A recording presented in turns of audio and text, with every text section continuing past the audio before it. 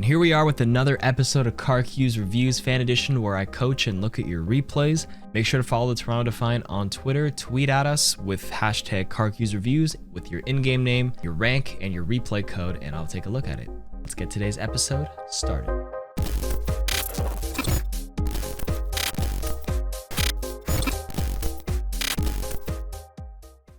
Submitted by Sleepy the Wizard. Looks like we've got some silver tank play around 1500 SR on console.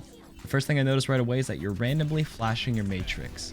Every time off cooldown. Right there, pause, flashing it, stopping, flashing it again, and using up the rest of the meter when honestly you probably don't need to.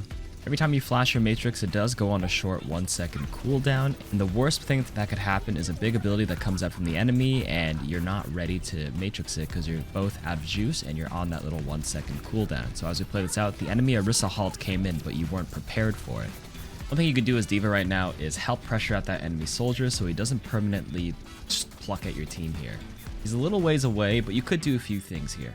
Number one, you could try moving behind the statue here, wait for the next booster cooldown, then go for him. Or number two, go behind the wall here. And then from there, you can still defensively matrix your team to help him at the choke, but then you'd have a shorter flight path to the soldier once it's off cooldown. Eventually, you do decide to cross over here, but by the time you're up the stairs, he's gone and the damage has been done. He's already killed two and repositioned. So you got to fly back out, and I think as a team, you guys are having issues making anything happen. Everyone's just kind of just shooting at the choke, poking at the choke. And you as a D.Va, you don't really do much at that sort of distance, right? Your fusion cannons are shotgun based, so you need to be relatively close to have any sort of damage impact. I think you're better off switching to something like a shield tank to help your team move forward because no one wants to do anything right now. And that is precisely what happened. So a good switch here. I fast forwarded a little bit, but Sleepy did switch to Orisa after that life. And right away on Orisa, you kind of panic shielded after you got shot by one Zenyatta orb. So the shield placement right here behind this bus doesn't accomplish anything. You need to think about shields that provide a lot of value. So shields around the first choke point right here, so you get shot by Zen without a shield ready to go. So shields at the choke point or shields closer to the point to give the most value. So you can see how your teammates are just playing behind it, so they can't actually round the corner with the shield right there. It has to be a bit more aggressive. You gotta make that space for him as a tank.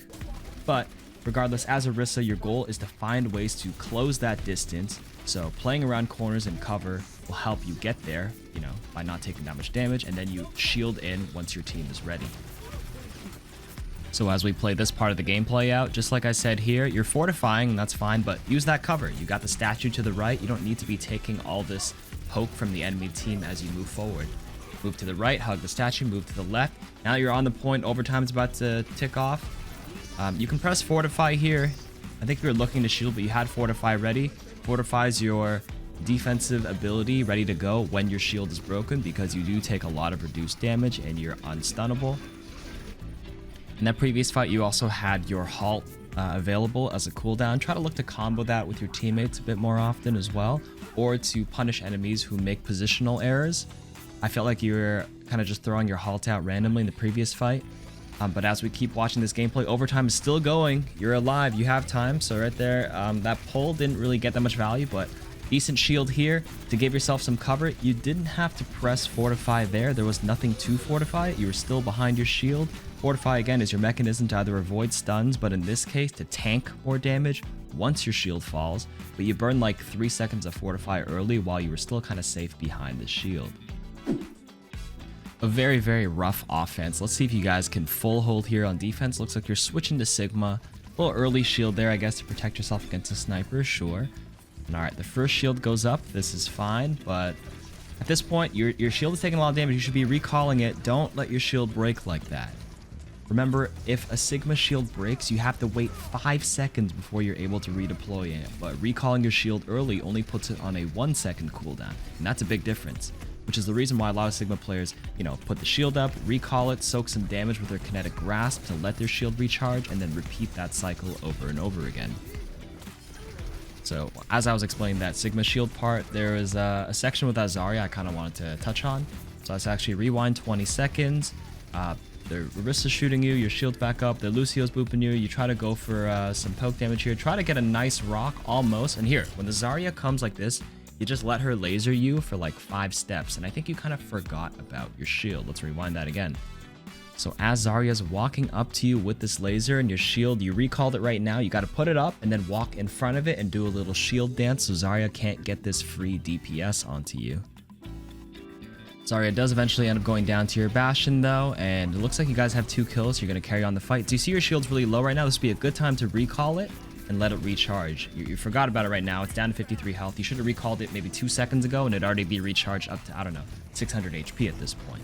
Every second kind of matters in terms of bringing that shield back and recalling it to let it regenerate. It's a big part of Sigma's gameplay. So there's a bit of downtime after this one team fight on your end. You can move up a little bit more and make sure your primary fire spheres or orbs actually make it to the choke to get some poke damage out. It can help you build your flux maybe 5-10% faster. And that could be, you know, the difference between full holding and losing this game. So you hear the visor going up on the left side. You have to shield them correctly. A little off on the shield. It's kind of hard to turn on console controller. I get that. The enemy team is engaging all the way through. A bit quick to pull the trigger on kinetic grasping here. One thing to note, when you kinetic grasp or try to eat some damage from the enemy, make sure they're actually shooting at you, number 1. And number 2, you can recall your shield while you're doing it to make sure you soak up more. Enemy Orisa is sort of engaging here. You forgot to recall your shield earlier there, so you didn't have it available for this Lucio, and when Lucio did get close, you kind of pushed it a little too far. Remember that quick tip I mentioned earlier? Flash that shield right in front of you and do a little shield dance to protect you when enemies get close up. So I'm actually going to skip ahead 20 seconds. Your team ended up holding that fight without you. Now that you're back in, putting up that shield at the choke point, this Reaper's about to ultimate. Fantastic rock to cancel him out of it. Perfect, perfect. Now this would be a good time to use your grasp there. You kind of broke line of sight and then grasped after, and there wasn't as much damage to soak up. Now the Zarya's coming in behind you. You missed the rock, so again, use that quick shield tip to flash that shield in front of you so you don't take as much damage as you do the little shield dance. You have your flux, you have a last second play, you gotta go for that right there. But it looks like that's all she wrote. This game is over, so let's give a little quick summary of your tank play. As D.Va, again, don't randomly flash your matrix on cooldown. Put some thought into what you want to matrix and maybe hold it longer at the choke if you need your teammates to cross, or use it specifically to counter enemy abilities like an enemy Orisa halt. And number 2, commit either behind cover or commit on a dive, like pushing out the soldier, for example. What you were doing as D.Va was you were just kind of shooting and poking at the choke, and that's not D.Va's strengths. For Orisa, I think you need to play around cover a bit more and make sure you use your shield on areas that can add the most value for your team. So a shield maybe at the choke to kind of help them cross behind cover, and then an aggressive shield on point so your teammates can use it.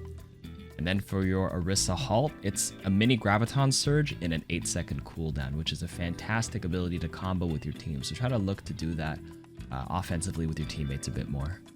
And finally, a Sigma, try not to let your shield break, recall it often, and weave in your kinetic grasp in between to sort of soak up some damage to allow your shield to recharge. Another quick tip, again, was that you can recall your shield while your grasp is active. The next big thing I noticed was when you allowed enemies kind of get close to you, like that Zarya and Lucio, learn to just pop your shield up right in front of you and then shield dance. That'll help reduce a ton of the damage the enemies can do to you. And that's it. Thank you so much for submitting. And that's it for this week. Be sure to subscribe to the channel up here and watch the other episodes of the series down here.